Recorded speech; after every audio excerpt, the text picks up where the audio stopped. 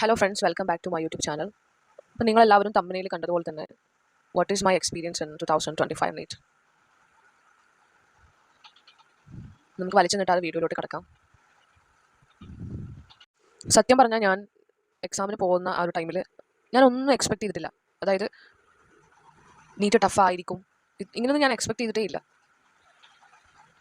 പിന്നെ എൻ്റെ ആ ഒരു 1 ഇയർ ജേണി ഉണ്ടല്ലോ, ആ ഒരു ഡീപ്പായിട്ടുള്ള ആ ഒരു പഠനത്തിൻ്റെ ആ ഒരു സമയം എന്ന് പറയുന്നത് ഭയങ്കര ഷോക്കായിരുന്നു.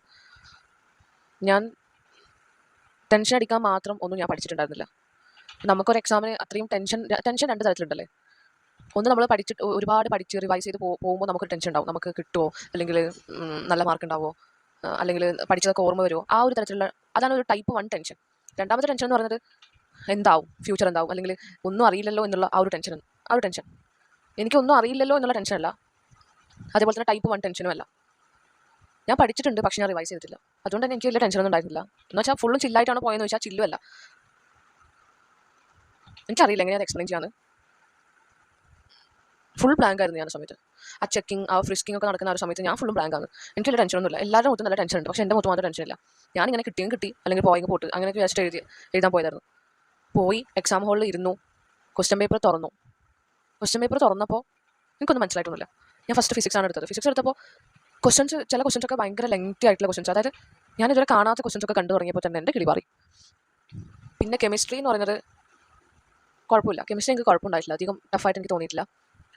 പിന്നെ ബയോളജി എനിക്ക് ഭയങ്കര ലെങ്തി ആയിട്ട് തോന്നി.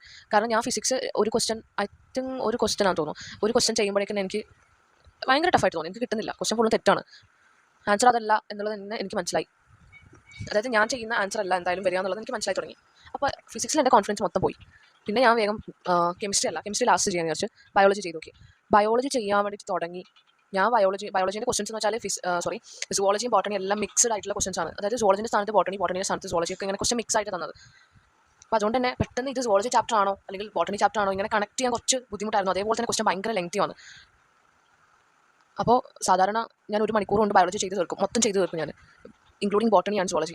പക്ഷേ ഇപ്രാവശ്യം ഉണ്ടായത് എങ്ങനെയാണെന്ന് വെച്ചാൽ ഞാൻ ബോട്ടണി അല്ല 45 ക്വസ്റ്റൻസ് ചെയ്യാൻ വേണ്ടി ഞാൻ എടുത്തത് 1 മണിക്കൂറും അതുപോലെ തന്നെ 15 മിനിറ്റ് ഞാൻ എടുത്ത്.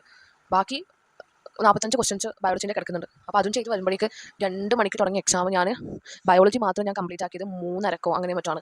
പിന്നെ എനിക്ക് ഭയങ്കര ടെൻഷനായി. പിന്നെ കെമിസ്ട്രി ചെയ്ത് അപ്പോൾ തന്നെ എനിക്ക് തോന്നി കയ്യിൽ നിന്ന് പോയി എനിക്ക് തോന്നി. പിന്നെ ഞാൻ ഫിസിക്സ് ചെയ്യാൻ വേണ്ടി എടുത്തപ്പോഴാണ് എനിക്ക് ഫിസിക്സ് പിന്നെ ലാസ്റ്റിലുള്ള ക്വസ്റ്റൻസ് ഒന്നും എനിക്ക് ഒന്നും മനസ്സിലാവുന്നില്ല, ഒരു ഭാഗം എനിക്ക് മനസ്സിലാവുന്നില്ല. അപ്പോൾ തന്നെ എനിക്ക് തോന്നി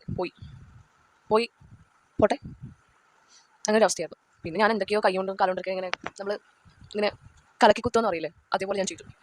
അതേപോലെ ചെയ്തിട്ട് എന്താ, എല്ലാ ക്വസ്റ്റനും തെറ്റി. ഞാൻ വേഗം OMR ഫില്ല് ചെയ്തിട്ട് പൂട്ടി വെച്ച് അവിടെ കിടന്നു. പിന്നെ ഇൻവിജിലേറ്റേഴ്സ് എക്സാം ഹോളിനെ കുറിച്ച് പറയുകയാണെങ്കിൽ എക്സാം ഹോൾ ഇൻവിജിലേറ്റേഴ്സ് ഒന്നും വലിയ ബുദ്ധിമുട്ടൊന്നും ഉണ്ടാക്കിയിട്ടില്ല. വളരെ പ്രായം കുറഞ്ഞ ഒരു ടീച്ചറായിരുന്നു ഉണ്ടായിരുന്നത്. അതുകൊണ്ട് തന്നെ അതിൻ്റേതായിട്ടുള്ള ഇത് ബെനിഫിറ്റ് ഉണ്ടായിരുന്നു. അതായത് അവർക്കറിയാം അങ്ങനെ ഒച്ചയെടുത്ത് സംസാരിക്കാൻ പാടില്ല, അല്ലെങ്കിൽ ചില ടീച്ചേഴ്സ് എന്ന് വെച്ചാൽ അവർ സൈൻ ചെയ്യിപ്പിക്കുന്നത് അല്ലെങ്കിൽ OMR ഫില്ല് ചെയ്യിപ്പിക്കുന്നതൊക്കെ എല്ലാവരും അറിയണം എന്നുള്ളൊരു ഫീലാന്ന് തോന്നുന്നു അവർക്ക്. ഞാൻ ഫസ്റ്റ് ടൈം എഴുതിയപ്പോൾ അങ്ങനെയായിരുന്നു. അപ്പോൾ ഇതൊക്കെയാണ്, എക്സാം ഹോളിലൊന്നും പ്രശ്നമൊന്നും ഉണ്ടായിരുന്നില്ല.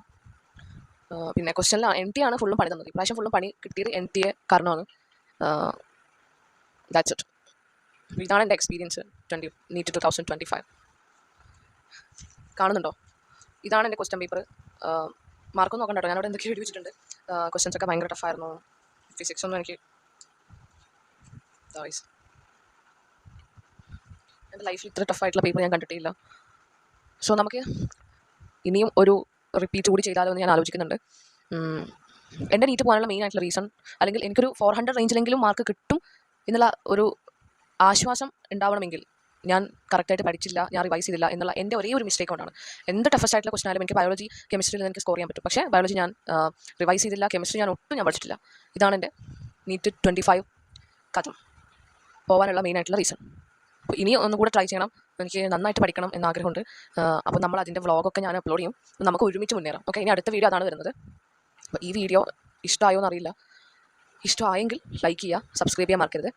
പിന്നെ ഞാൻ എന്തൊക്കെയോ ഈ വ്ളോഗിൽ പറഞ്ഞിട്ടുണ്ട്, എനിക്കെന്നറിയില്ല ഞാൻ എന്തൊക്കെയാണ് പറഞ്ഞത്. സോ അത്രയൊക്കെയാണ്.